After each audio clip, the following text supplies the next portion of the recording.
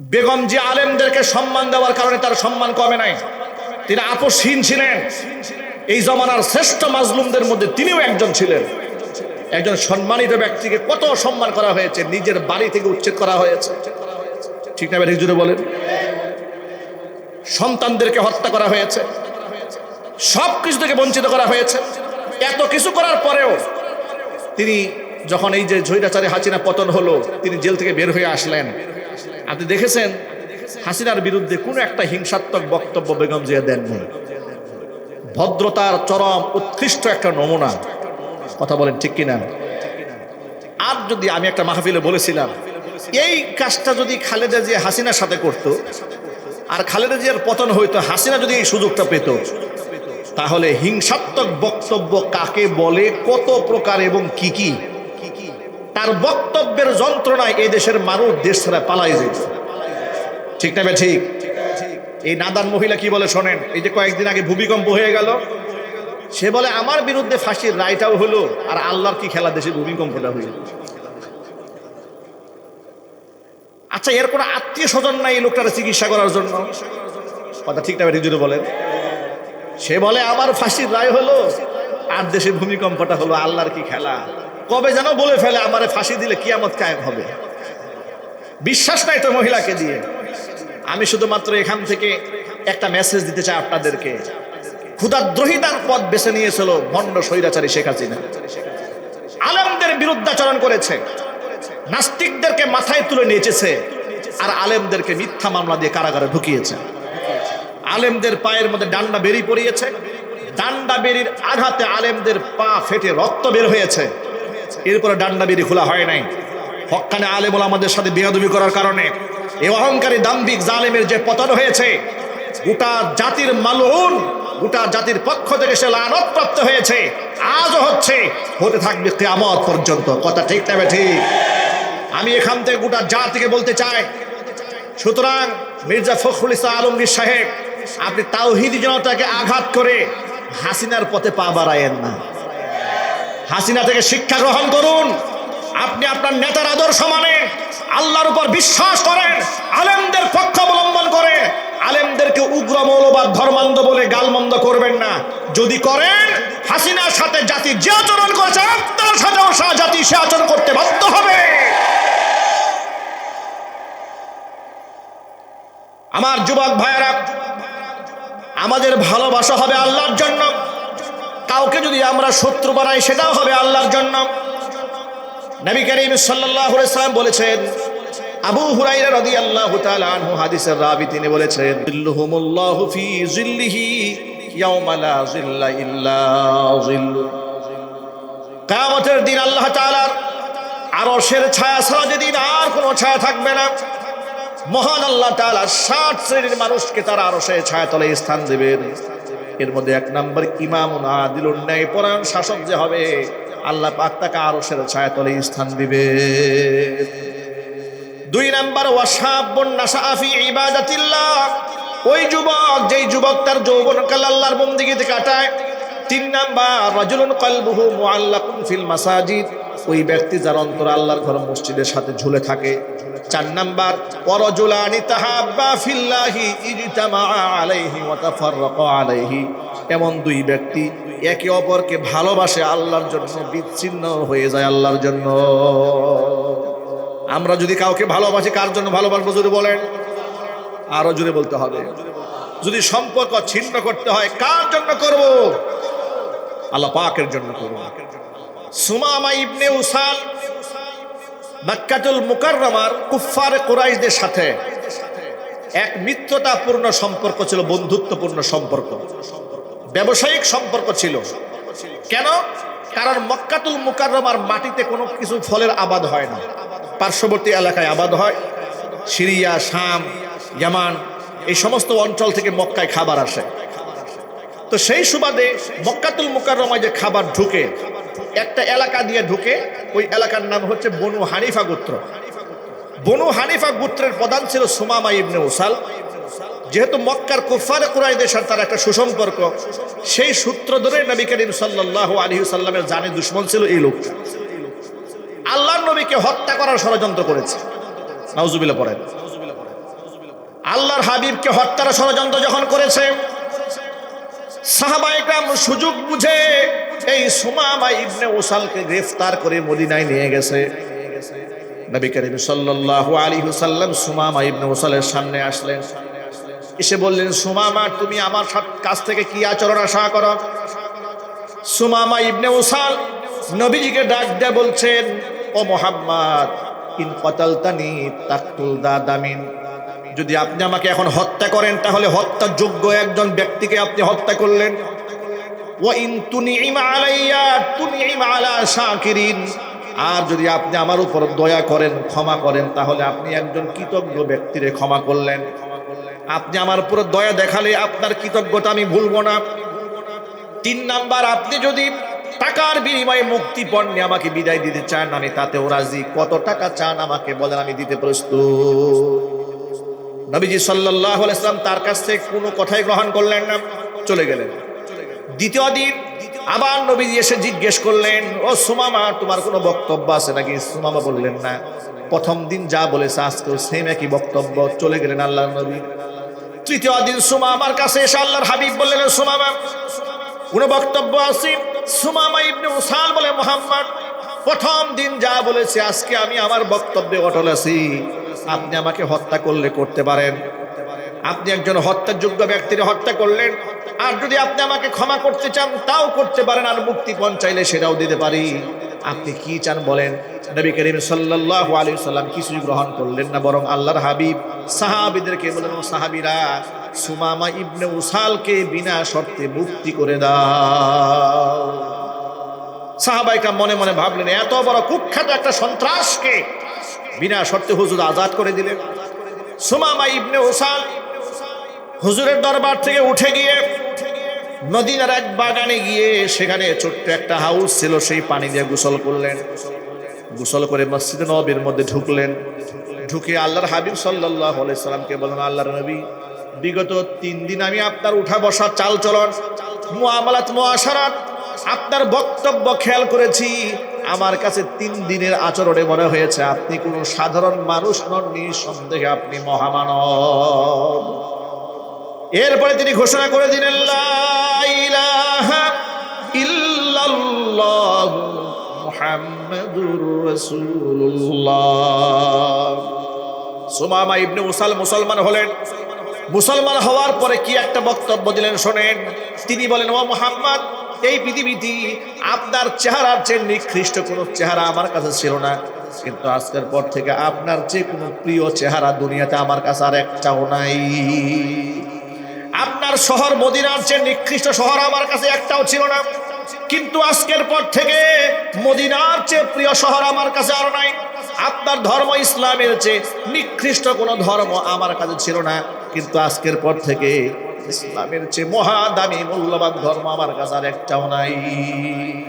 এই বক্তব্য শোনার পরে হযরত ওমর পাশেই বসা ছিলেন।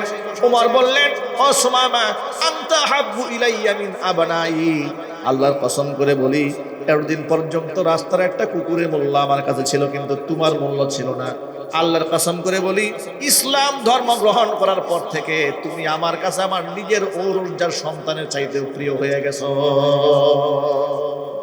ভাইরা আমার, সাহাবায়ে কেরাম রাদিয়াল্লাহু তাআলা আজমাইন আমাদের জন্য আমলের উপমা, ঈমান ও আমলের নমুনা ছিলেন সাহাবায়ে কেরাম। ঠিক না ব্যাঠিক জোরে বলেন? সুতরাং অনেক সময় মাহফিল মঞ্চে বসে আমরা অনেক সময় রাজনীতিবিদদের সমালোচনা করি, অনেক সময় এই দেশের তথাকথিত বুদ্ধিজীবীদের সমালোচনা করি, লেখক সাহিত্যিকদের সমালোচনা করি। অনেক লোকেরা বলেন, হুজুর এগুলো বাদ দিয়ে সরাসরি কোরআন সুন্নাহর কথা কেন বলতে পারেন না? এগুলোও কোরআন সুন্নাহর বয়ানেরই একটা অংশ। ঠিক না ব্যাঠিক জোরে বলেন? কারণ আল হুব্বু ফিল্লাহ ওয়াল বুগযু ফিল্লাহ, কাউকে আমরা ভালোবাসবো তো আল্লাহর জন্য ভালোবাসবো। কারো প্রতি যদি আমাদের ক্রোধ বাড়ে, ঘৃণা বাড়ে, সেটা আল্লাহর জন্যই বাড়বে। সুতরাং আমাদের বার্তা বড় স্পষ্ট, এদেশ তাওহীদি জনতার দেশ, এদেশ মুসলমানদের দেশ। এদেশে রাজনীতি করতে হলে আল্লাহ তাআলাকে, কোরআনকে, রাসূলকে সর্বোচ্চ সম্মান দিয়েই করতে হবে। তা না হলে ইতিহাসের আস্থা করে তোমরা নিক্ষিপ্ত হবে। আমাদের সর্বশেষ বার্তা এটাই যে আমরা এই দেশে বহু তন্ত্রমন্ত্র দেখেছি, যুবকরা অনেক বেনামাজি নেতাদের পেছনে ঘুরেছে, আমি আমার যুবক ভাইদেরকে উদাত্ত আহ্বান জানাচ্ছি, সকল ভাইয়ের প্রতি আমার একটা বিনীত অনুরোধ, আগামীর বাংলাদেশে আমরা কোনো বেনামাজি নেতার পিছনে আর ঘুরবো না, আমরা কোনো মুনাফিক নেতার পিছনেও ঘুরবো না। যারা কোরআনকে অবমাননা করবে, বাউলদের পক্ষ অবলম্বন করবে, ওই সমস্ত নাস্তিক বেঈমানদের পেছনে আমরা হাঁটবো না। আমাদের রাজনীতি হবে আল্লাহর জন্য, আমাদের সংগ্রাম হবে আল্লাহর জন্য, আমাদের বক্তব্য হবে আল্লাহর জন্য, আমাদের স্লোগান হবে আল্লাহর জন্য। যদি এই জন্য আমাদেরকে শহীদি কাফেলায় শামিল হতে হয়, শাহাদাতের পিয়ালা হাসি মুখে গ্রহণ করব, কিন্তু বাতিলদের সাথে আমরা আপোষ করব না। রাজি আছেন কারা কারা? দুহাত দেখতে চাচ্ছি। আল্লাহ যেন কবুল করেন, জোরে কোন আমিন। হাত নামান। এই দুনিয়াতে আপনি যার সাথে মোহাব্বত রাখবেন, পরকালে তার সাথেই আল্লাহ পাক আপনার হাসর নসিব করায় দেন। সুবহানাল্লাহ বলেন, একটু জোরে বলেন না সুবহানাল্লাহ। আমাদের হাসর আল্লাহ নবীর সাথে হোক, এটা আপনারা চান? সাহাবীদের সাথে হোক, এটা চান? হযরত আনাস ইবনে মালিক রাদিয়াল্লাহু তাআলা আনহু হাদিসের রাবী, আনাস ইবনে মালিক বলেন, নবীজির সাথে আমরা মসজিদ নববী থেকে নামাজ পড়ে একসাথে বের হলাম। খরজনা মা'আন নবী সাল্লাল্লাহু আলাইহি ওয়াসাল্লাম। নামাজ পড়ে বের হওয়ার পরে ফাজাআ রাজুলুন, জনৈক ব্যক্তি এসে হাজির হলো। ওয়াসালা, হুজুরকে প্রশ্ন করলো, মাতা তাকুমুস সাআ ইয়া রাসূলুল্লাহ, হে আল্লাহর রাসূল, কিয়ামত কবে কায়েম হবে? ফাসাকাটা, নবী চুপ হয়ে গেলেন, কোনো জবাব দিলেন না। সাহাবী আবার জিজ্ঞেস করলেন, আল্লাহর নবী, কিয়ামত কবে কায়েম হবে? আল্লাহর নবী চুপ থাকলেন। তৃতীয়বার আবারও জিজ্ঞেস করলেন, কিয়ামত কবে কায়েম হবে? নবী আবার তাকে বললেন, ফামা আদাত তালাহা, কিয়ামতের মাঠ তো বড় ভয়াবহ মাঠ। বারবার কিয়ামতের কথা জানতে চাও, আগে তুমি বলো কিয়ামতের জন্য তোমার প্রস্তুতি কি? সাহাবী বলেন, ও আল্লাহর হাবিব, কিয়ামতের জন্য অনেক নামাজ জমা করতে পারিনি, অনেক দান সদকা জমা করতে পারিনি, তবে আমি মন থেকে আল্লাহ এবং তার রাসূলকে বড্ড ভালোবাসি। হুজুর তখন বললেন, আল মারউ মা মান আহাব্বা ওয়া আনতা মা'আল্লাযী আহাবাবাতা, অবশ্যই এই দুনিয়াতে যে যাকে ভালোবাসবে, পরকালে সে তার সাথেই থাকবে। ওয়া আনতা মা'আল্লাযী আহাবাবাতা, তুমি যাকে ভালোবেসেছো তার সাথেই তোমার হাসর নসিব হবে। আনাস ইবনে মালিক বলেন, আমি আমার জীবদ্দশায় রাসূলের সাহাবীদেরকে এত খুশি কোনোদিন হতে দেখিনি। এই কথাটা হুজুর বলার পরে সাহাবায়ে কেরাম যত আনন্দিত হয়েছেন, কারণ সাহাবায়ে কেরাম বুঝে ফেলেছেন, হুজুর বলেছেন যাকে আমি মুহাব্বত করব তার সাথে হাসর হবে। আমরা তো আমাদের জীবনের চাইতে আল্লাহ রাসূলকে বেশি ভালোবাসি, তো নিঃসন্দেহে আমাদের হাসর রাসূলের সাথে হবে। আমরা কি আমাদের নেতাদের চাইতে রাসূলকে কম ভালোবাসবো? যদি বলেন না ভাই, কম ভালোবাসবো? আমার আল্লাহকে কি নেতাদের চাইতে কম ভালোবাসবো? নেতার অপমানে আপনারা হাইকোর্টে রিট করতে যান, কি বলেন? বাস্তবতা আছে না? নেত্রী অপমানিত হলে আপনারা ফেসবুক গরম করে ফেলেন, আমার নেতা আমার আদর্শ, আমার নেতার চরিত্র ফুলের মতো পবিত্র, নামাজ পড়া নাই 1 ওয়াক্ত, নেশা করে 5 ওয়াক্ত, নাইট ক্লাবে যায় 10 ওয়াক্ত, ঠিক নেবে ঠিক? একটু বিবেককে প্রশ্ন করেন, যা আমি নিজে নেতার জন্য এগুলো বললাম, আজকে যদি আল্লাহ না করেন আমার মৃত্যু হয়। এই যে বাংলাদেশে ভূমিকম্প বাড়তেছে দিন দিন, কি বলেন? এত ভূমিকম্প তো কখনো শুনিনি আমরা। কিয়ামতের একটা আলামত, নবী করিম সাল্লাল্লাহু আলাইহি ওয়াসাল্লাম বলেছেন, দুনিয়া ধ্বংস হবে না ততক্ষণ পর্যন্ত যতক্ষণ আমরা অধিক হারে ভূমিকম্প পৃথিবীতে না হবে। ভূমিকম্প শুরু হয়েছে, মাত্র 5.5 মাত্রা ভূমিকম্পে বাংলাদেশ কিভাবে কেঁপে উঠলো। মানুষ ইস্তেগফার পড়েছে, দুরূদ শরীফ পড়েছে। আর আমাদের দেশ থেকে পলাতক স্বৈরাচারী হাসিনা বলেছে, আমারও ফাঁসির রায় হলো আর দেশে ভূমিকম্প হলো। নাউজুবিল্লাহ পড়েন ভাইরা আমার। সুতরাং নেতার বিরুদ্ধে, নেতার স্বার্থে আঘাত লাগলে আপনি ক্ষিপ্ত হন, রাগান্বিত হন, মিজাজ খারাপ হয়ে যায়। আর আল্লাহর সামনে বিয়াদবি হইলে আপনি সুশীল সাজেন, ভদ্রতা দেখান, যে একটা কথা বলে ফেলেছে, আবুল সরকারকে একটু ক্ষমা করা যায় না। এরপর আবার নাস্তিকরা কি বলে শোনেন, তারা বলে যে আবুল সরকারের পুরো বক্তব্য 4 ঘন্টা শুনতে হবে। কেন শুনতে হবে? এগুলা পালাগান, এক পক্ষ আল্লাহর বিপক্ষে বলে, এক পক্ষ পক্ষে বলে, পরবর্তীতে এটা নাকি মিউচুয়াল করা হয়। কি আজীব যুক্তি! কত বস্তা গাঁজা খাইলে এরকম যুক্তি দেওয়া যায়? ঠিক না ব্যাটিক যদি বলেন? আচ্ছা, আমি যদি আপনাকে প্রশ্ন করি, এমন একটা পালাগানের অনুষ্ঠান যদি করা হয়, ওই সমস্ত বুদ্ধিজীবীদের বউদের চরিত্র নিয়ে, চরিত্রের বিরুদ্ধে যা ইচ্ছা তাই বলা হয়, আরেক পক্ষ বুদ্ধিজীবীদের বউর পক্ষে কথা বলবে, বুদ্ধিজীবীরা মানবে? একটু জোরে বলেন না ভাই। মনে করেন আপনি, আপনাকে দিয়ে উদাহরণ দেয়, আপনার মাকে নিয়ে তার চরিত্র নিয়ে এক পক্ষ যা মনে চায় তাই বলবে, আরেক পক্ষ চরিত্রে সাফাই গাবে, এটার নাম পালা গান হলো। কি এটা করতে দেবেন? আরো জোরে বলেন। আপনি আপনার মায়ের সম্মান রক্ষার্থে, স্ত্রীর সম্মান রক্ষার্থে, আপনার বোনের ইজ্জত রক্ষার্থে এক পক্ষ তাদের বিরুদ্ধে বলবে, আরেক পক্ষ পক্ষে বলবে, পরে মিউচুয়াল করে ঠিক করা হবে, বরদাস্ত করেন না। কিন্তু আল্লাহ রব্বুল আলামিনকে গালি দেবে বাউলরা, আরেক পক্ষ পক্ষ কথা বলবে, পরে মিউচুয়াল করবে, এটা তাওহীদি জনতা মানবে? ভণ্ডামি করার জায়গা পাও না। ভণ্ডামি বন্ধ করতে হবে। বাউলদের পক্ষে দালাল, নাস্তিক, বুদ্ধিজীবী ফরহাদ মাজহার, তোমাকে সতর্ক করে দিয়ে বলছি, ডক্টর এনায়েতুল্লাহ আব্বাসীর ভাষায় বলি, তুমি যাও মানিকগঞ্জে, তোমার দাড়ি তাওহীদি জনতা কুদাল দিয়ে চেঁচে রাখবে। কথা ঠিক না ঠিক ছিল বলেন? আগামী 6 তারিখ হেফাজতে ইসলাম বাংলাদেশ মানিকগঞ্জে সমাবেশ ডাক দিয়েছে। মানিকগঞ্জে শানে তাওহীদ সমাবেশ ডাক দিয়েছে। আল্লাহ পাকের সম্মান রক্ষার্থে ইতিহাস সৃষ্টি হবে সেদিন। বাউলদের পক্ষে যারা অবস্থান গ্রহণ করবে তারা সোজা হয়ে যাও, একেবারে সিরাতে মুস্তাকিমে দাঁড়ায় যাও। আল্লাহর শান মান ইজ্জত রক্ষার্থে কোনো আপোষ বাংলার মুসলমান গ্রহণ করবে না। তোমরা বলো তাওহীদ জনতাকে উগ্রবাদ বলো, মৌলবাদ বলো, তোমাদেরকে সর্বশেষ বারের মতো আলটিমেটাম দিয়ে দিলাম। এরপর থেকে কোনো একটা বাউল, কোনো একটা ফাউল, কিংবা কোনো একটা বুদ্ধিজীবী, কোনো একটা রাজনীতিবিদ আল্লাহর নামের অসম্মান করবে, যেখানে গণধুলাই দেওয়া হবে সেখানে। পরিষ্কার বার্তা, একবার জীবন্ত মাটির নিচে পুঁতে ফেলবেন। সরকারকে বলছি, এদেশের তাওহীদি জনতা আইন হাতে তুলে নিতে চায় না, কিন্তু আইন হাতে তুলে নিতে বাধ্য করবেন না। যদি এই বাউল সরকারের, আবুল সরকারের যদি সঠিক বিচার না হয়, ফাঁসির মঞ্চে মঞ্চায়িত করা না হয়, পরবর্তীতে আইনের হাতে আর এদেরকে তুলে দেওয়া হবে না। এদেরকে যেখানে পাওয়া হবে সেখানে মাটির নিচে পুঁতে ফেলা হবে। দুনিয়াতে যার সাথে যার মহব্বত, পরকালে তার সাথেই তার হাসর হবে। আমরা বিশ্বাস করি আমাদের হাসর হবে আল্লাহ নবীর সাথে ইনশাআল্লাহ। যুবক ভাইয়েরা, গভীর রাতে কয়েকটা ইমানের কথাবার্তা বললাম, কয়েকটা আমলের কথা বললাম। আমরা মুসলমান, আমাদের আইডেন্টিটি, আমাদের জাতিসত্তা হচ্ছে নামাজ। আমরা সারা রাত ওয়াজ শুনি, আমরা নামাজ পড়ি না। আমরা সারা রাত ওয়াজ শুনি, আমাদের ঘরের বউরে পর্দা করাই না। আমরা সারা রাত ওয়াজ শুনি, কিন্তু আমরা মিথ্যা কথা বাদ দিই না। তাহলে এই ওয়াজ আমাদের কি ফায়দা হবে?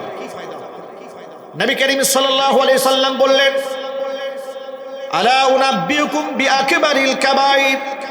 ও সাহাবীরা, কবিরা গুনার মধ্যে নিকৃষ্ট কিছু কবিরা গুনাহ আছে, তোমাদেরকে বলে দেব না?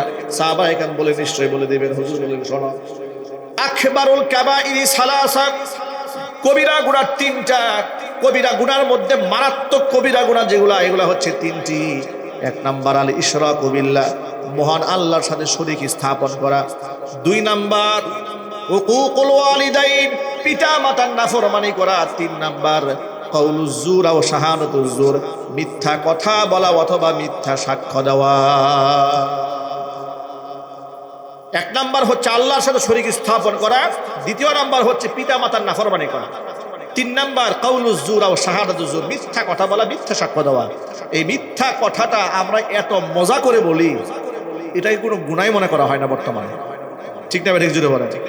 মানে হাসির ছলে মানুষ মিথ্যা কথা বলছে, দুষ্টুমি করে মিথ্যা কথা বলছে, মানে মিথ্যা কথাটাকে অভ্যাসে পরিণত করেছে। কারণে অকারণে মানুষ মিথ্যা কথা বলে। একটা সময় ছিল, আমরাও দেখেছি 90-এর দশকে, আমরা ছোট ছিলাম, লোকেরা মিথ্যা কথা বললে নিজেকে একটু অপরাধী মনে করতো, যে একটা ভুলে একটা মিথ্যা কথা বলে ফেললাম, কাজটা কেমন হলো। আর এখন মিথ্যা কথা বলতে বলতে, বিশেষ করে মোবাইল ফোন আবিষ্কার হওয়ার পরে, এটা তো মিথ্যা আদান প্রদানের একটা হাতিয়ার হয়ে গেছে। ঠিক না? ঠিক জোরে বলেন। মিথ্যা বলার বড় একটা মাধ্যম হয়ে গেছে মোবাইল ফোন। আল্লাহ তাআলা যেন আমাদের মিথ্যা বলা থেকে জবানকে হেফাজত করেন। কাউলুজ জুর ও শাহাদাত, মিথ্যা সাক্ষী আমরা কেউ দেব না, বলেন ইনশাআল্লাহ। পিতা মাতা আমাদের জন্য জান্নাতে যাওয়ার সিঁড়ি। বাবা মাকে আমরা নিয়ামত মনে করব। যাদের বাবা মা বেঁচে আছে, দোয়া করি আল্লাহ নেক হায়াত দারাজ করেন। বাবা মা যাদের দুনিয়া থেকে চলে গেছেন, আল্লাহ যেন জান্নাতুল ফিরদাউস দান করেন। বাবা মাকে মহব্বত করবো না ইনশাল্লাহ?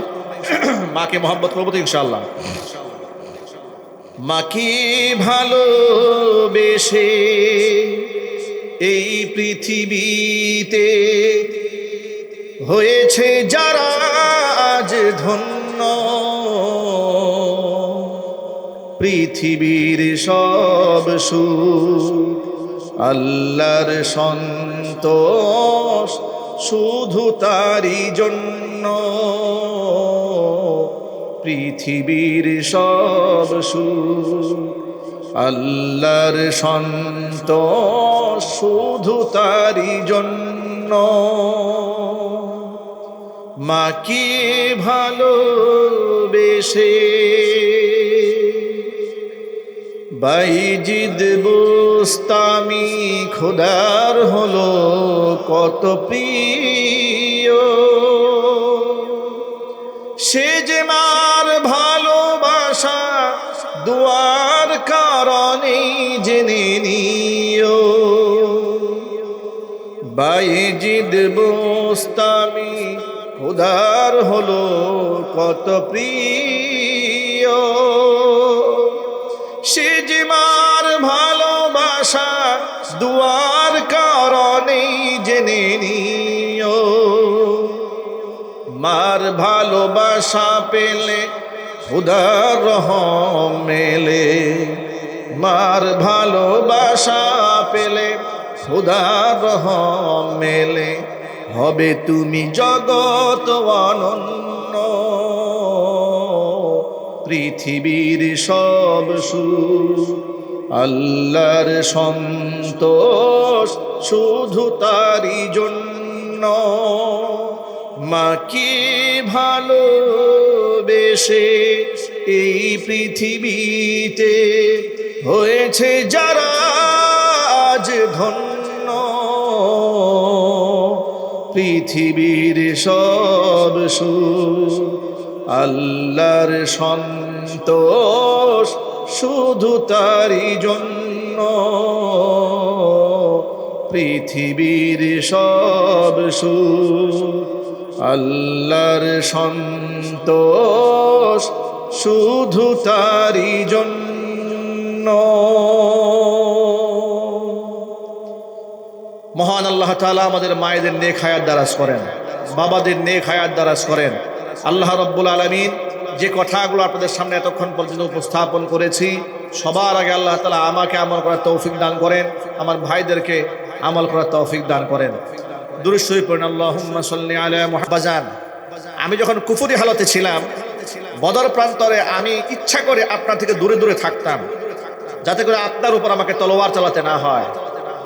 আবু বকর সিদ্দিক কি জবাব দিয়েছিলেন শোনেন।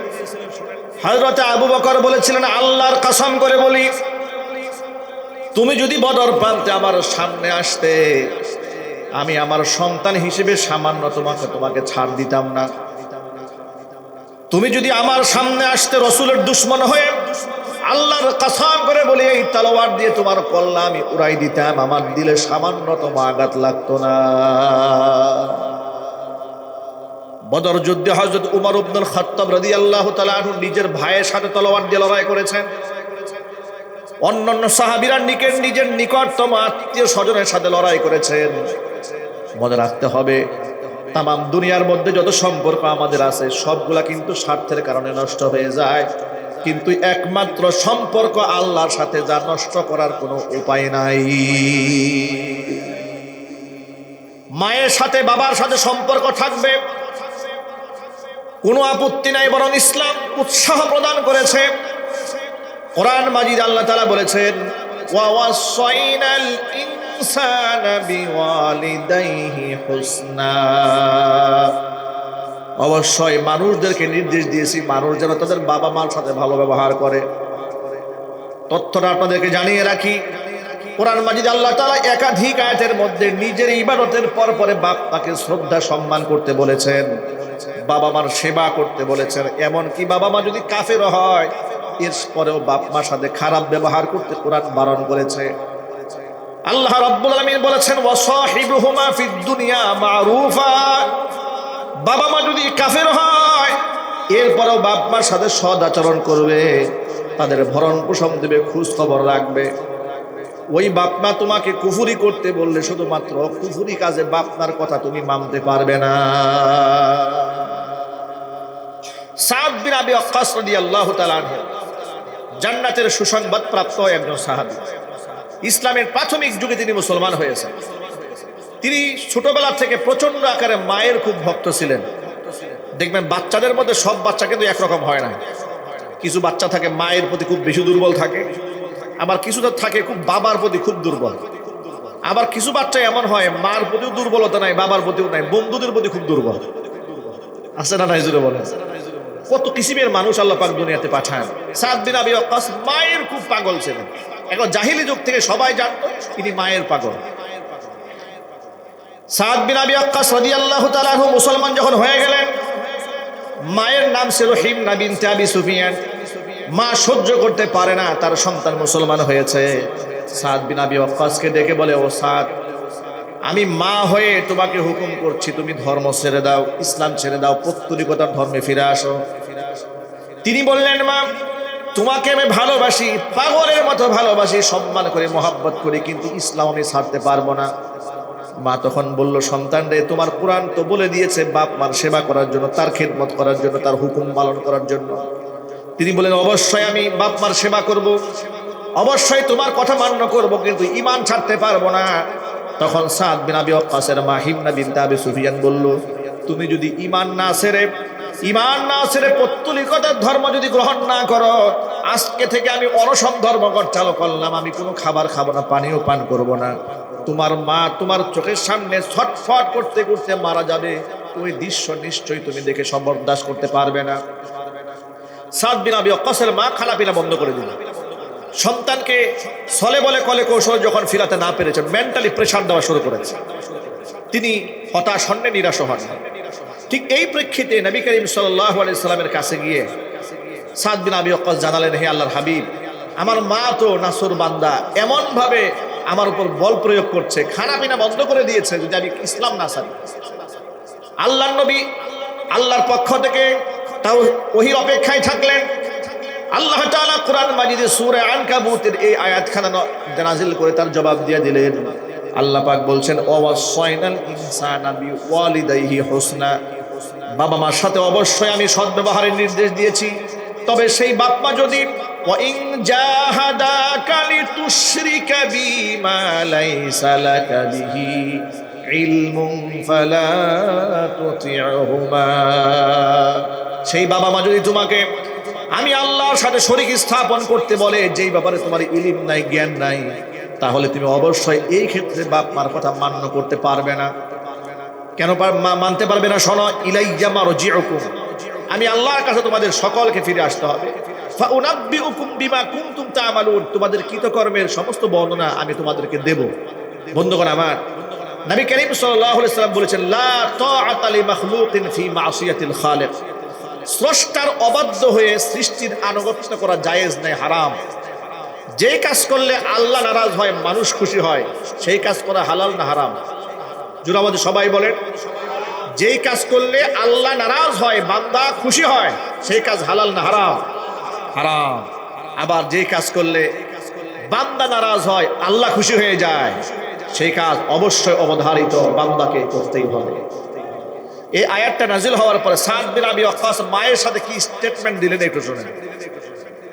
সাদ বিন আবি ওয়াক্কাস মায়ের সামনে গেলেন, মাকে ডেকে বললেন, আম্মা জান, আপনাকে আমি বড্ড ভালোবাসি, অত্যন্ত মহব্বত করি, কিন্তু আপনি আমাকে ঈমান হারা করার জন্য যে পলিসি অবলম্বন করেছেন, যে অনশন ধর্মঘট চালু করেছেন, খাবার দাবার বন্ধ করে দিয়েছেন, আপনি যদি আমার চোখের সামনে না খেয়ে খেয়ে মরে যান, আর এটা একবার আর দুবার নয়, শতবার যদি আপনি জিন্দা হন আর শতবার যদি মরেন, আমি এই দৃশ্য দেখে হজম করতে পারবো, বরদাস্ত করতে পারবো, কিন্তু ঈমান হারা আমি হতে পারবো না। আল্লাহু আকবার বলেন। বন্ধুগণ, এখান থেকে একটা মৌলিক আকীদা বিশ্বাস অন্তরের মধ্যে কিয়ামত পর্যন্ত, মৃত্যু পর্যন্ত ঢুকায় রাখবেন। সেটা হলো, আমার আল্লাহ রাব্বুল আলামিনকে নারাজ করে পৃথিবীর কারো সাথে আমার সম্পর্ক রাখা জায়েজ নাই। কথা ঠিক না? একজনে বলেন, আল্লাহর পরে বাবা মার চেয়ে দামি সম্পদ পৃথিবীতে আর আছে? জোর আওয়াজে বলতে হবে। পৃথিবীর কোন নেতার মর্যাদা কি আমার কাছে আমার বাপ মার চাইতে বেশি? পৃথিবীর কোন পীর, পৃথিবীর কোন দরবেশ, পৃথিবীর কোন অলি আমার কাছে আমার আল্লাহর পরে বাবা মার মর্যাদা সব চাইতে বেশি। ঠিক না ঠিক? যদি তাই হয়ে থাকে, আল্লাহ তাআলা বললেন যে আমার নাফরমানি করে আমার বান্দির আনুগত্য তোমার করা যাবে না। তাহলে আল্লাহর পরে যে বাবা মার সম্মান পৃথিবীতে, আল্লাহকে নারাজ করে সেই মা বাবার যদি আনুগত্য না করা যায়, তাহলে আল্লাহকে নারাজ করে নেতার আনুগত্য করা যাবে? বর্তমান সমাজের দিকে একটু তাকায় দেখেন, সমাজে ক্ষুধাদ্রোহী নেতা দিয়ে ভরে যাচ্ছে। সরাসরি বাউল সরকার, আবুল সরকার আল্লাহকে গালি দিয়েছে। ওই আবুল সরকারের পক্ষে অবস্থান নিয়েছে বাংলাদেশের কিছু রাজনীতিবিদেরা। আল্লাহ তাআলার শানে যে বিয়াদবিমূলক শব্দ সে মুখে বের করেছে, প্রথমত সে আল্লাহর নামে 4টা মিথ্যা কথা বলেছে। সে বলেছে মহান আল্লাহ পাক নাকি বলেছেন আউয়ালু মা খালাকাল্লাহু নূরি, আল্লাহ আগে নূর সৃষ্টি করেছেন। এরপর আবার বলেছেন আউয়ালু মা খালাকাল্লাহু রূহ, আল্লাহ পাক আগে রূহ সৃষ্টি করেছেন। আবার বলেছেন আউয়ালু মা খালাকাল্লাহুল আরশ, আল্লাহ তাআলা আগে আরশ সৃষ্টি করেছেন। 4 নাম্বার বলেছেন আল্লাহ আউয়ালু মা খালাকাল্লাহুল ইশক, আল্লাহ তাআলা আগে ইশক সৃষ্টি করেছেন। 4টা ডাহা মিথ্যা কথা আল্লাহর নামে চালিয়ে দিয়ে একটা আরেকটার বিপরীতে দাঁড় করিয়ে দিয়ে বলেছে আল্লাহ এক মুখে কয় কথা বলে। এখানেই তো ক্ষান্ত হয় নাই। আল্লাহ এক মুখে কয় কথা বলে এখানেই বলা শেষ করে নাই। সে বলেছে এক মুখে যে 2 কথা বলে ওটাকে মুখ বলে না, এটা বলে। এ কথা বলে যে মুখ দিয়ে শব্দটা বের করেছে তো বলা সম্ভব না, সে নিজের নিতম্বের দিকে ইঙ্গিত করেছে। আবার এই কথা বলেছে খুব ঠান্ডা মাথায় হাসতে হাসতে, এমন না যে স্লিপ অফ টাং একটা বলতে গেছে একটা বের হয়ে গেছে, এমন না, খুব ইন্টেনশনালি একবারে খুব ঠান্ডা মাথায় মহান আল্লাহর শানে এই শব্দ যে গুস্তাখি যে করেছে তার বিচার হওয়ার দরকার আছে না নাই? তার শাস্তি হওয়ার প্রয়োজন আছে না নাই? আমি অবাক হয়ে গেলাম। 2 দিন হয় নাই রাজনীতির মাঠে নেমেছে এনসিপির লোকেরা। জুলাই আগস্টের বিপ্লবে তাদের অবদান থাকার কারণে এনসিপি সদস্যদের প্রতি বাংলাদেশের মুসলমানদের একটা সফট কর্নার আছে, একটা মহব্বত আছে, এদের প্রতি একটা ভালোবাসা আছে। ঠিক না ব্যাটিক জুড়ে বলেন? সেই এনসিপির নেতারা তাদের দলীয় পেডে বাউল সরকারের পক্ষে, আবুল সরকারের পক্ষে তাওহীদ জনতার বিরুদ্ধে স্টেটমেন্ট দিল।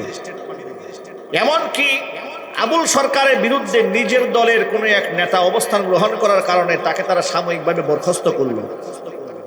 আমার এনসিপির নীতি নির্ধারক যারা আছেন তাদের কাছে খুব জিজ্ঞেস করতে মনে চায়, আল্লাহকে গালি দিল সেটা তোমাদের কলিজায় লাগে নাই, কিন্তু বাউলদের বিরুদ্ধাচরণ তাওহীদি জনতা করেছে, কলিজায় লেগেছে। কলিজা থেকে নেফাকি তোমরা দূর করো, কলিজা থেকে শয়তানি বের করে ফেলো। তোমরা যত অবদান রাখো না কেন তোমাদের ভালোবাসা আমাদের কাছে আছে, কোনো সন্দেহ নাই, তোমাদের স্বীকৃতি আমরা দেই। কিন্তু আল্লাহর কসম, তোমরা যদি নাস্তিকদের পক্ষ অবলম্বন করো তোমাদের সাথে তাওহীদি জনতা সেই ব্যবহার করবে যে ব্যবহার এই দেশের মুসলমানেরা নাস্তিক বেঈমান হাসিনার সাথে করেছে। তোমরা তাদের পক্ষে চলে গেলে। বিএনপির মির্জা ফখরুল ইসলাম আলমগীর সাহেব মানিকগঞ্জের তাওহীদি জনতার বিরুদ্ধে অবস্থান গ্রহণ করে তিনি বললেন, তাওহীদি জনতার ব্যাপারে বললেন যে উগ্র ধর্মান্ধ গোষ্ঠীরা বাউলদের উপর আক্রমণ চালিয়েছে। তাওহীদি জনতাকে বললেন উগ্র ধর্মান্ধ গোষ্ঠী, আমরা নাকি উগ্র। আল্লাহকে গালি দিয়েছে, আমরা প্রতিবাদ জানিয়ে উগ্র হয়ে গেছি। উনি ল্যাংটা বাউলের পক্ষ হইয়া উনি খুব মানব দরদী হয়ে গেছে। এই ভণ্ডামি বাংলাদেশে চলবে না। রাজনীতির জায়গা রাখেন। আপনারা এই ওয়াজ মাহফিলের ব্যাপারে বলেন ওয়াজ মাহফিল হুজুররা যেন রাজনীতি বক্তব্য না দেয়। তোমরাও আল্লাহর শানে বেয়াদবি করা বাদ দিয়ে দাও। তোমরা রাজনীতির মঞ্চে দাঁড়িয়ে আলেম ওলামাদেরকে নিয়ে ঠাট্টা করবা, বিদ্রুপ করবা, তুচ্ছ তাচ্ছিল্য করবা, মৌলবাদ বলে গালি দিবা। ঠিক স্বৈরাচারী হাসিনাকে লাথি মেরে যেমন তাড়িয়ে দিয়েছে দেশের মুসলমান, তোমাদের সাথে জাতি সেই আচরণ করবে।